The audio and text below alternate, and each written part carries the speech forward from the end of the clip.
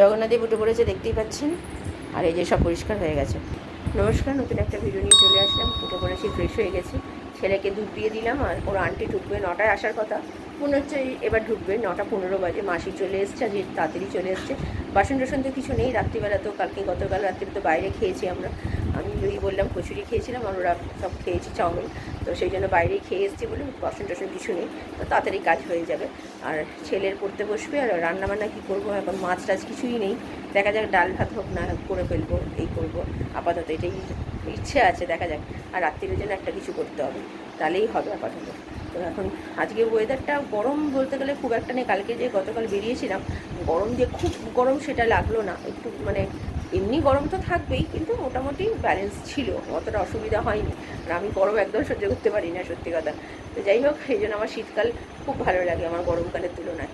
তো এবার যাবো রান্নাঘরে, ছেলেকে দুধ দিলাম। আমি দুধটা আমাদের ঠাকুরের মাথায় যে দুধ ঢেলেছিলাম শিব ঠাকুরের মাথায়, সেই দুধটা এতটা বেঁচে গেছিলো, প্যাকেটের দুধ, তো সেটাকে জাল দিয়ে আসলাম। এবং ওইটা দিয়ে একটু চা করে নেবো। আমার হাজব্যান্ড বলছে আজকে একটু চা খাবে, তো একটু চা করে দিই, খাই। আর গরম গরম নেই অতটা, একটু ঠান্ডা ঠান্ডা আছে, খাক। অনেক দিন খাইনি বসে একসাথে, তাই বললাম চলো একটুখানি খাই। তো চলো রান্নাবান্না কী করবো অবশ্যই আপনাদের সাথে পরে শেয়ার করবো। দেখা যাক এখন কী রান্নাবান্না করি, আমার হাজব্যান্ডের সাথে একটু আলোচনা করে নিই। তো আমি আবার পরে আসছি। ছুটি এই যে চা দিয়ে দুজনেই চা খাবো, আগেই বললাম আমি আর হাজব্যান্ড। চা মানে দুধ বসিয়ে দিয়েছি, চিনি দিয়ে দিয়েছি, এবার আদাটা দেবো। আর এখানে পুরনো দুধতে, কালকে যেহেতু দুধ জাল দেওয়া হয়নি আর চাও খাইনি কালকে, তো সেই জন্য আজকে পুরনো দুধতে জাল দিয়ে রাখছি, কালকে নতুন দুধ জাল দেবো। তো চলুন এবার আদাটা দিই। চা পাতা দিয়ে দিয়েছি, মোটামুটি ফুটে এসছে চা, এবার ঢেলে ফেলবো। আর ওইদিকে মাসি কাজ করছে, মাসির কাজ মোটামুটি হয়ে এসছে। তো চলুন, ছেলের এখনও আন্টি আসেনি, এসে যাবে এখনই হয়তো। আগে চাটা খাই, কালকে চা খাইনি সারাদিন, না মাথাটা যা ধরেছিল সকালবেলা, বাবারই বাবা কী বলবো আর। এই যে আমাদের চা রেডি হয়ে গেছে। আর এখানে দুধ উতলে গিয়ে কাজ বাড়লো পরিষ্কার করে, এখন এই চাটা করলাম। চলো পরে চাটা খাই, পরে আসছি। ঘরে চলে এসেছি, ভাত বসিয়ে দিয়েছি, এর মধ্যে একটা ডিম সেদ্ধ দিয়ে দিয়েছি। এখানে আলু সেদ্ধ বসিয়ে দিয়েছি, মানে হয়ে গেছে আলু সেদ্ধ। আর এখানে আলু সেদ্ধর জন্য ওই পেঁয়াজ দিয়ে লঙ্কা দিয়ে মাখবো। আর এই পেঁয়াজটা, মাছের ডিম আছে, তো মাছের ডিমটা দেখছি আজকে একটু নতুন ধরনের পেঁয়াজ দিয়ে ভাজবো, লঙ্কা, কাঁচা লঙ্কা, কালো জিরে দিয়ে। তো চলুন এইগুলো করবো পরে, আপাতত এখন ভাতটা করে নামাই। ছেলে তো পড়তে বসে গেছে, 11:15 বাজে। আমাদের আবার পাম্পের প্রবলেম হয়েছে, জল কিছু ভরেনি নিচের ট্যাঙ্কিতে। এখন আমাদের দেখা যাক, এখন 11টার সময় জল আসবে, সেই জলে কি হয় না হয় এখন জানি না, গরমকাল তার মধ্যে। এখন যদি এই হয়, যদি জল টল না হয়, কেউ তো করার নেই এই বিল্ডিংয়ে, একমাত্র আমার হাজব্যান্ডই করবে যত কাজ। সব বলার বেলা সব বড় বড় কথা বলবে, করার বেলা কেউ নেই। অতএব দেখা যাক এখন কি হয়, ভগবানের কাছে এই প্রার্থনা করছি যেন ঠিকঠাক হয়ে যায়। তো চলুন না, সব খোঁড়াখুড়ি হয়েছে না আমাদের রাস্তা, তো সেই জন্য মনে হয় পুরো প্রবলেম হয়েছে। চলুন আমি পরে আসছি। রান্নাঘরে চলে এসেছি, এই যে ডিম দিয়ে পেঁয়াজ দিয়ে মেখে ফেলেছি লঙ্কা দিয়ে, আমাদের তেল ছাড়া, আমার হাজব্যান্ডেরটা, আর এটা হচ্ছে আমার তেল দিয়ে। আর এই যে ডিমেরটা এটা করবো, তার জন্য পেঁয়াজ কেটে নিয়েছি, তেল বসিয়ে দিয়েছি, কালো জিরে ফোড়ন দিয়ে দিয়েছি, পেঁয়াজটা দেবো, তারপরে দেবো যে ডিমটা দিয়ে ভাজা ভাজা করবো একদম। এটা প্রথম করছি ট্রাই, এরকম আমি কোনোদিন করে খাইনি। তো চলুন দেখা যাক কীরকম হয়। পেঁয়াজগুলো দিয়ে দিয়েছি, একটু ভাজা হোক, তারপরে ডিমটা দেবো, লঙ্কাটা দিয়ে দেবো, হলুদ দেবো, তাহলেই হয়ে যাবে। অল্পই হলুদ দেবো, বেশি করে, নুন তো দিতেই হবে জানেন। হ্যাঁ বলো। আমার ছেলের পড়া হয়ে গেছে, আর এখন ওই দিকে একটু খেলছে। কী হয়েছে? আচ্ছা করে দিচ্ছি বাবা, দাঁড়াও। নুন আর হলুদ দিয়ে দিয়েছি অল্প করে। এবার এটা ভালো করে ভাজা ভাজা করবো, একটু তেল দিলাম, আর একটু তেল লাগতো।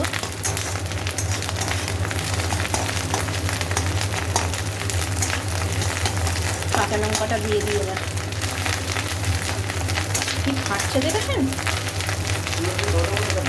হ্যাঁ, এই যে আমার ডিম ভাজা হয়ে গেছে, খুবই টেস্ট হয়েছে, প্রথমবার করলাম। নুনটা মনে হয় একটু বেশি হয়ে গেছে, কারণ কি এর মধ্যে নুন মাখানো ছিল, আমি ভুলে গেছি। তো দেখা যাক কীরকম খেতে হয় ভাত দিয়ে। তো খুবই ভালো হয়েছে। তো চলুন, এখন 11:30 বেজে গেছে, তো ছেলেকে একটু ম্যাগি করে দিই। ম্যাগি কারণ খেতে খেতে তো অনেকটা বেলা হবে, তো আমি আবার পরে একটু ম্যাগি করে দিচ্ছি। ওর খিদে পেয়েছে, কালকে সেই খেয়েছে, আর সকালবেলা তো দুধ খেয়েছে, বিস্কুট তো মানে নামকা বাস্তা খায় জানেন। তো চলুন একটুখানি করে দিই, ম্যাগিটাও খাক, তাহলে আর দেরি করে খেলে অসুবিধা নেই। মানে এখন বাজে মাত্র 11:45। খেতে খেতে তো আমাদের 2-2:30 হয়ই সব কাজ সেরে, ততক্ষণ খাক। তারপরে আন্টি নেই, স্কুল নেই, খিদের মানে খাবার টাইম না, খেয়ে যায় না, যতই হোক অল্প হলেও তো খেয়ে যায়। তাই ছেলের হয়ে গেছে করা ম্যাগি, আর এখানে জল ভরতে বসিয়ে দিলাম।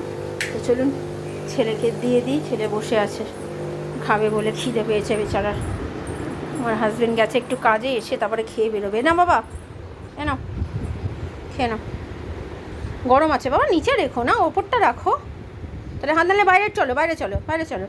কেমন হয়েছে? ভালো দিয়ে দিয়েছি। এইটা কেমন হয়েছে ও খেয়ে বলুক। চলুন আগে খা। কেমন হয়েছে? ভালো হয়েছে? চলো। এই যে আজকে দুপুরের খাবার হচ্ছে এই যে ডিম দিয়ে আলু সেদ্ধ মাখা, পেঁয়াজ দিয়ে, আর এই হচ্ছে পেঁয়াজ ডিম ভাজা একসাথে কালো জিরে দিয়ে এটা ভেজেছি। এটা প্রথমবার করে আগেও বলেছি। তো চলুন খাওয়া দাওয়া, আমার হাজব্যান্ড তো বেরিয়ে গেছে খাওয়া দাওয়া করে। তো চলুন খাওয়া দাওয়া খেয়ে নিই, ছেলেকে খাইয়ে আমি খাবো, তারপরে আমি আবার পরে আসছি। ইভিনিং 3টে বাজতে চললো, খাওয়া দাওয়া সেরে নিয়েছি, খুব ভালো খেয়েছি।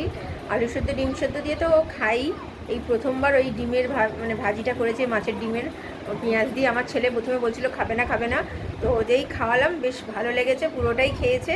আর আমার হাজব্যান্ডেরও ভালো লেগেছে, আর আমার তো ভালো লাগেই, এমনি ডিমের বড়া যে কোনো জিনিসই আমার ভালো লাগে। তো যাই হোক খুব ভালো খেয়েছি। রাত্রিবেলার জন্য কী করবো এখন ভাবছি, রাত্রিবেলার জন্য ভাবছি ঢ্যাঁড়স আলু ভেজে ফেলবো, না হয় দেখি আর কি করা যায়। ফুলকপি তো নেই, ঢ্যাঁড়স আলুটাই ভাজবো রাত্রিবেলা। নাহলে ওই বাটি চচ্চড়ি সেদিনকে খেলাম, আবার বাটি চচ্চড়ি বা অন্য কিছু আর করতে ইচ্ছা করলো না।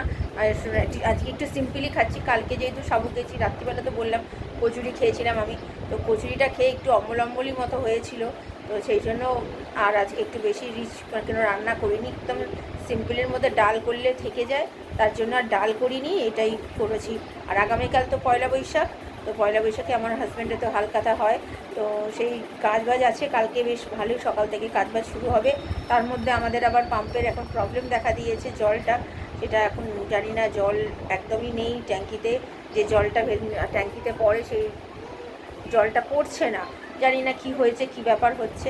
আমার হাজব্যান্ড বললো দেখছি, নাহলে মিস্ত্রিকে দিয়ে আবার দেখাতে হবে। কালকের দিনটা ভীষণ চাপের আমার হাজব্যান্ডের, কালকের দিনটা মানে গেলে বাঁচি, তাহলে মানে পাম্পের যাতে কিছু মানে খারাপ কিছু না হয়, যাতে সেটাই ভগবানের কাছে প্রার্থনা। ঠিক আছে চলুন এখন আপাতত রেস্ট নিই, বিকেলবেলা তো আমার স্টুডেন্ট আসবে পড়তে, ছেলের কোনো পড়া নেই, সকালবেলা পড়া হয়ে গেছে। নতুন যে টিচার সেই টিচার পরশু দিন থেকে আসবে। তো ঠিক আছে চলুন এখন আমি একটু রেস্ট নিই, আমি পরে আবার বিকেলে আসছি। সন্ধ্যে দিতে বসে গেছে, অলরেডি হয়ে গেছে। আজকে অনেকটা দেরি করেই সন্ধ্যে দিতে বসেছে, 7:30। আমার স্টুডেন্ট আজকে আসেনি, ও কেনাকাটা করতে যাবে কালকে, যেহেতু পয়লা বৈশাখ, তার জন্য আজকে আসেনি। কালকে তো আমি পড়াচ্ছি না, পরশু দিন আবার আসবে। আর আমি একটু গান চালিয়েছি, আজকে অনেক দিন পর একটু হাঁটাহাঁটি করছি, অনেক দিন করা হয় না, সময় পাই না করার, কারণ কি পড়তে আসে দেখেন, তো সেই জন্য আজকে একটু টাইম পেয়েছে দিয়ে হাঁটাহাঁটি করছি। ছেলে তো আন্টি নেই, তো এখনও রুটি করার মাসি আসেনি, আর আজকে একটু পরোটা হবে, আর আমাদের কাজের মাসি কাজ করে চলে গেছে। তো চলুন আমি একটু হাঁটাহাঁটি করি, গান শুনতে শুনতে আমি আবার পরে আসি। এই যে আমার ছেলে আমার জন্য একটু গ্লুকন্ডি করে নিয়ে আসছে, ম্যাঙ্গো ফ্লেভারের, নিজেই করে নিয়ে আসলো। Thank you. দেখি কেমন হয়েছে।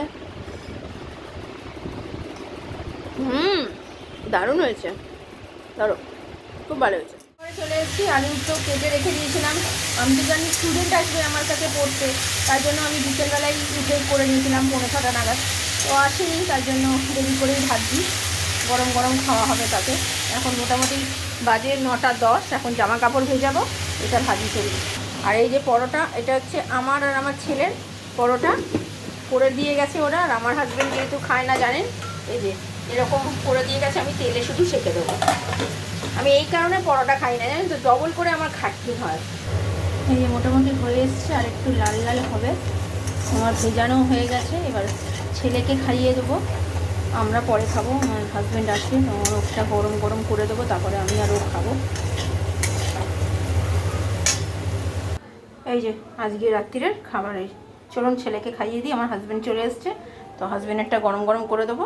রাত্রিরের খাওয়া দাওয়া তো হয়ে গেছে, ভালোই খেয়েছি, আলু ভাজা দিয়ে আমাদের পরোটা, তাও পরোটা 3খানা মতো রয়ে গেছে, আমি 1খানা খেতে পারিনি, 4খানা নিয়েছিলাম।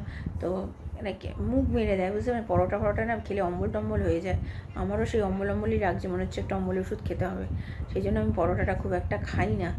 লুচিটা খেলে অতটা হয় না, কিন্তু পরোটা খেলে কেন হয় আমি বুঝতে পারি না।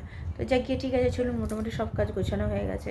জামা কাপড় ভেজানো, চাল আজকে, কালকে আর করবো না, ভাত করবো না, তো করবো হচ্ছে কী বলে, পোলাও আর বেগুনি করবো কালকে। তো এই রান্না করবো কালকে, যে তোমার হাজব্যান্ড তাড়াতাড়ি বেরিয়ে যাবে, তাড়াতাড়ি করে, আর মাছ সবই বাড়ন্ত, কিছু নেই। আর কালকে মাংস খাবো না, কারণ কি বাইরে থেকে রাত্রিরে আমার হাজব্যান্ড খাওয়াবে বলেছে। তাই তো ঠিক আছে, চলুন, ভিডিওটা তাহলে আর বড় করছি না। ভালো লাগলে লাইক, শেয়ার, সাবস্ক্রাইব করবেন। কালকে নতুন একটা ভিডিও নিয়ে চলে আসবো। আপনারা ভালো থাকবেন, সুস্থ থাকবেন, নমস্কার। চলুন, কালকে দেখা হচ্ছে।